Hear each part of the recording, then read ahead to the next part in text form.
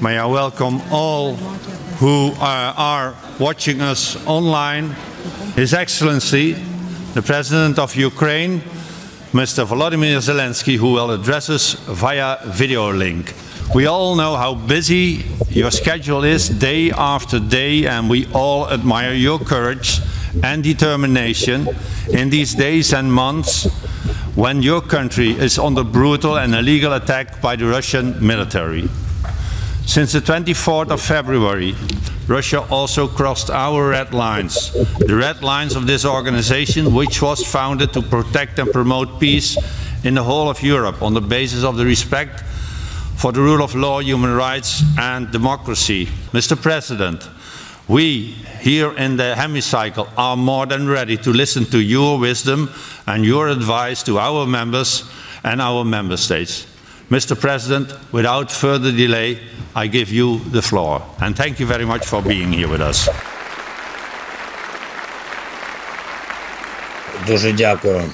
Thank you. Thank you so much for your support and for such kind, profound words that I understand very well, which are so important. The messages, the actions that I hear from you, dear Mr. President,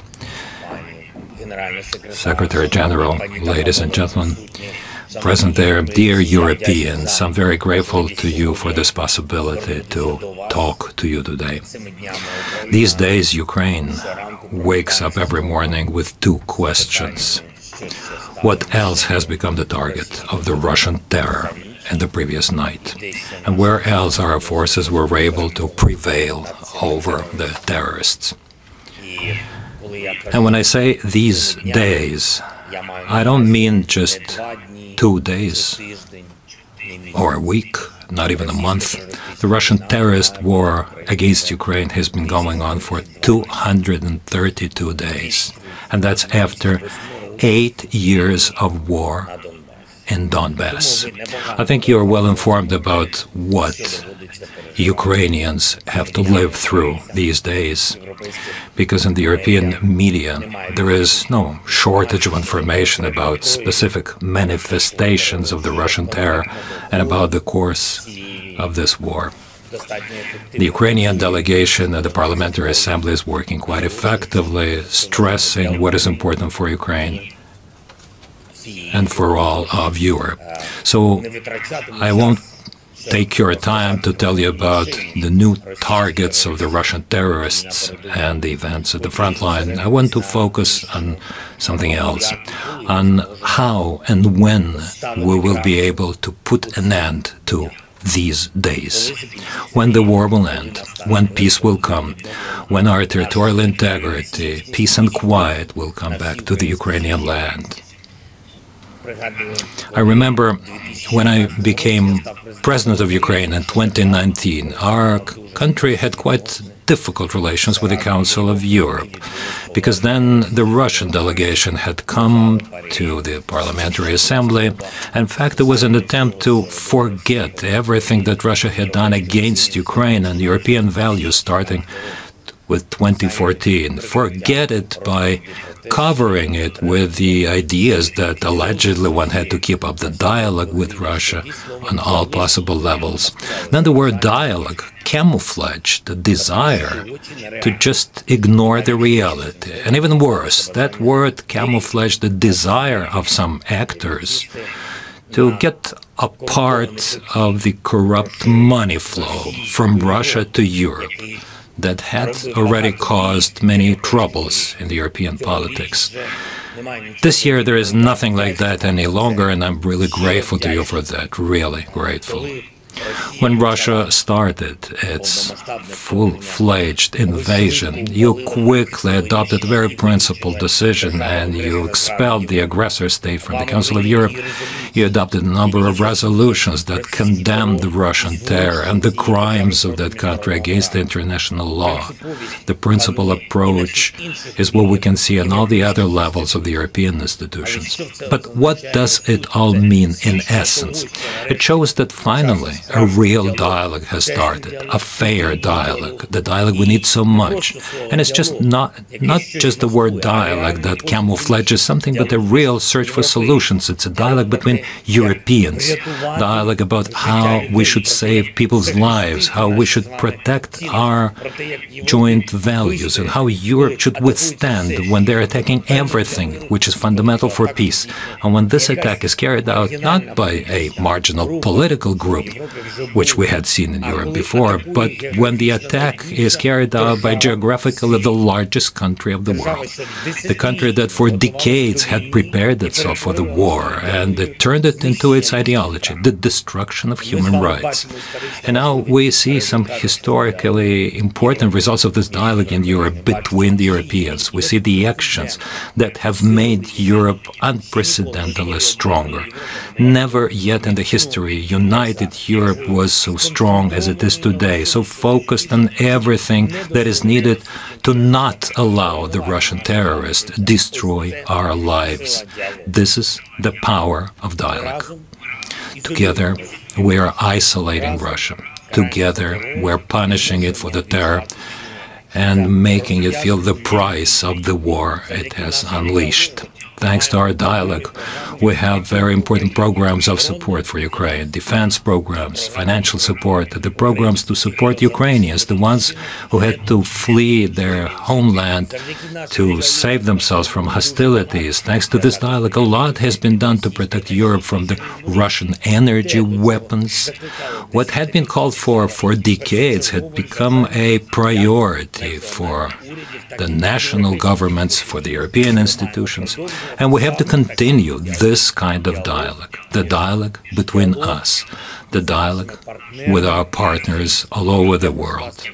And I will ask you on all the levels in politics and media, as you talk to your voters, to promote the idea of delivering to Ukraine a proper number of modern air defense and anti-missile systems.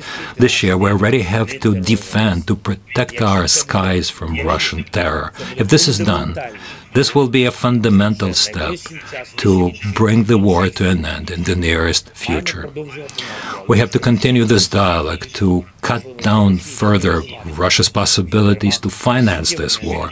In particular, it is crucial to take away the profits from oil and gas exports from the aggressor state. Russia should see zeroed accounts to think about the benefits of peace. This is what the sense of the sanction packages of the EU should be. We have to continue this dialogue to finally find a way to force Russia to comply with the requirements of the IAEA and of all the humanity. In other words, to demilitarize Zaporizhzhia nuclear power plant. Russia should not only take all its military equipment from there, but to take all of its soldiers from there. We have to continue this dialogue so to make Russia responsible as the aggressor state and every Russian murderer and butcher for all the crimes in this war, for every manifestation of their terror. When these legal mechanisms are created, when they start working, this will become one of the most powerful guarantees for long-term peace. Ladies and gentlemen, dear Europeans, this year we have seen that Russia is rejecting any real dialogue with us. Russia only wants to speak with the language of terror. And this is a fact. This fact should be recognized at every level, politically, legally, and at the front line in Ukraine by supporting our defense capabilities. And I want to thank you because PACE can become the first international organization that will recognize Russia as the terrorist state.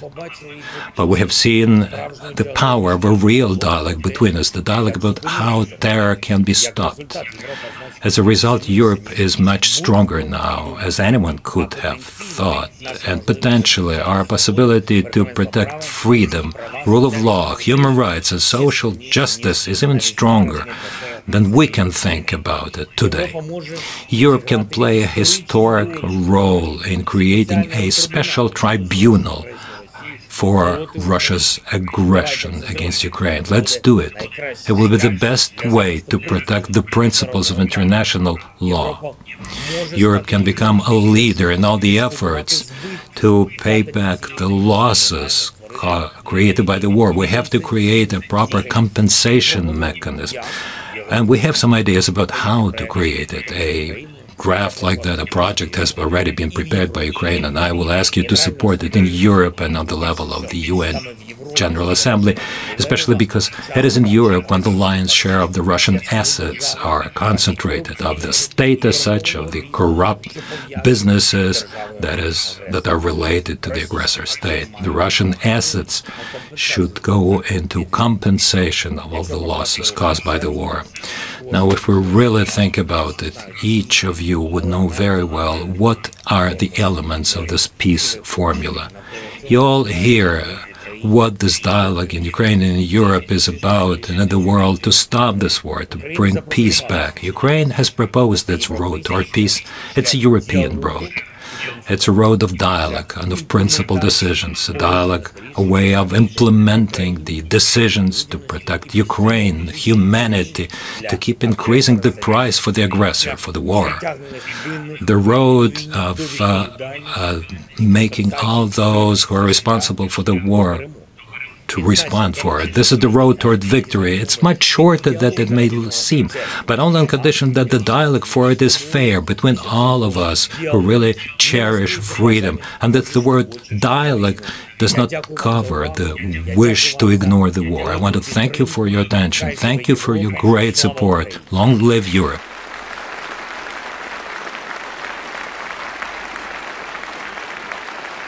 Дуже дякую.